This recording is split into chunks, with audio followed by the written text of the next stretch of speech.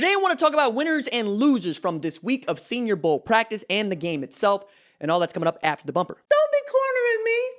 Hold up. Time. You gotta help me with that corner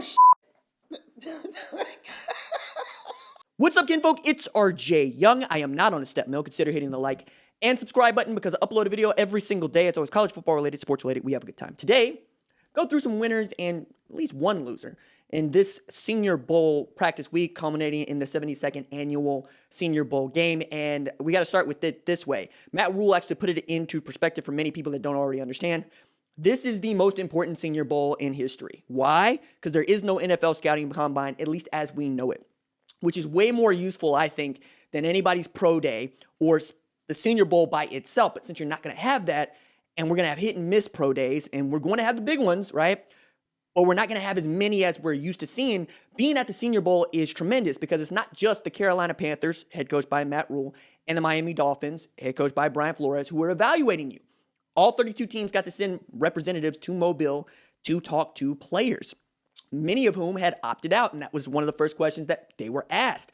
Jamie Newman was one of those that opted out. He played his first competitive football in over 400 days in the Senior Bowl game and did not look good.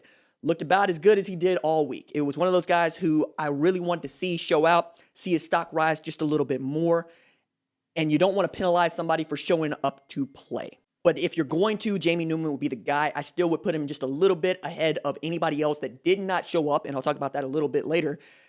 But you can't say that he had a great week of practice. You can't say that he played a great game. Dude that I thought actually improved his stock, as hard as it is to believe, is Mac Jones. Mac Jones did not get an invitation to the Senior Bowl until just days before it began. And this is tremendous because, one, dude had a Heisman finalist season, 4,500 yards, 41 touchdowns, just 4 interceptions en route to a national championship game. Played not 2.5 weeks ago in a national title game, still showed up to go through practice and meetings. And that's what was most important to him, is seeing how the NFL evaluates, seeing what the NFL verbiage is like. And Matt Rhule loved that about him. One of the things he called him was a gamer. You could tell he has an alpha quality to him. He knows how to lead. And Panthers are one of those teams that is thought to be in the market for a first-round quarterback. You got to wonder if Mac Jones was able to put himself in position to be one of those guys, with Carolina having the 8th pick. We'll see what trades and whatnot have to do with that. But I want to counterbalance that with Kyle Trask, who I thought was a loser in that not showing up this week, right? It's one thing to not participate in the drills, to not participate in the on-the-field practice. It is something else entirely just to say I'm not going to go through the Senior Bowl itself. Sorry, I'm texting with my boss about my Senior Bowl column. It's going to go on foxsports.com. But Najee Harris showed up, right? Devontae Smith showed up. If those two dudes can show up, so can Kyle Trask. And because we are pretty clear on who the top tier of quarterbacks probably selected first in this draft are, Justin Fields, Trevor Lawrence, Trey Lance, Zach Wilson, we're also having an argument about who's that second group. And you can get a lot of value in the second or third round, or even kind of like what the Packers did with Jordan Love, 32nd pick. We'll see what happens there. Kyle Trask, I thought, had an opportunity to put himself back in that position after playing a really terrible game, his worst game, against Oklahoma to end his career as a collegiate. Dude threw 3 interceptions in that game.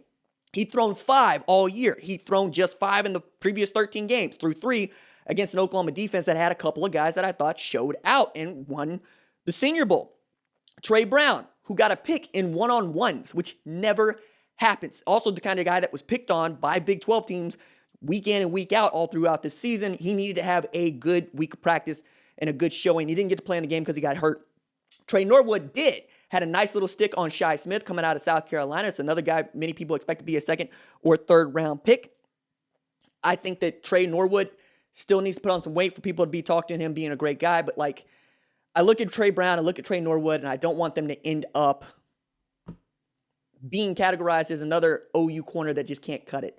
Zach Sanchez being one of those that comes to mind, right? Jordan Thomas being another that comes to mind. I would like to see those guys break through. Ramondre Stevenson also won it. Creed Humphrey also won it. Both those guys showed up, show that they are who you think they are. They got the goods to go play. Another dude that I think we need to talk about more that perhaps we haven't on this channel is Michael Carter, who I thought did a really great job displaying his quickness, his burst, along with his tremendous size in the bowl game itself. He was one of those top tailbacks throughout the week. Another guy I thought that increased his stock was Ian Book, who was voted the best quarterback on the national team by the secondary group. Like Mac Jones was voted the best quarterback on the American team by the secondary group. These votes mean a lot to me because it is opposing players you're playing against, evaluating how good or bad you are, right? Like that I think carries a lot of weight. How we vote on each other matters a tremendous amount. Last guy I think we need to mention here is Quinn Miners, who became a pop culture sensation as much as you can at the Senior Bowl with his crop top coming out of Wisconsin Whitewater. The kind of dude that broke his hand and then was begging Brian Flores to let him go play anyway. Wants it all, was tremendous in basically replacing Landon Dickerson, who was going to play, but obviously got hurt and left a spot open for the dude out of a D3 school where all they do is kind of, like win championships. Between Wisconsin Whitewater and Mountain Union, you can load an entire truckload of trophies, right? But I thought that was good for him. He wanted to take this opportunity. He wanted to see it all the way through. And you could see that by begging to play in the game when you're hurt. I want to go back to Kyle Trask here in just a second because he accepted his invitation to the Senior Bowl just days after thrashing Arkansas 63-35. He threw 356 yards in that game with 6 touchdowns. He was a Heisman finalist. For many people, he was a Heisman frontrunner, and then it kind of went off the rails after the loss to Alabama in the SEC Championship. You could actually make an argument that it went off the rails with the loss to LSU in the LSU game where Marco Nelson decides to throw his opposing teammate's shoe and get LSU into a position where they could win the game, and that's exactly what they did. Jabril Cox, I thought, was really great, showing his ability as a coverage linebacker. Richie Grant had a couple big interceptions of Jamie Newman in the lead up. This is another guy that showed out. This was a Paycom Jim Thorpe Award finalist, outstanding player. And that was one of the things that I wanted to express to everybody here was Omari Rogers, good. Didn't win or lose. He's going to get drafted highly. Just because I didn't say the dude's name does not mean he's going to get drafted highly or not going to get drafted highly.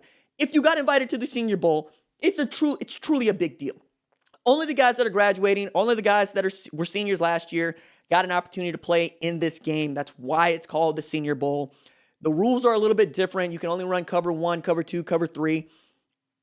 And they change possessions at the end of each quarter.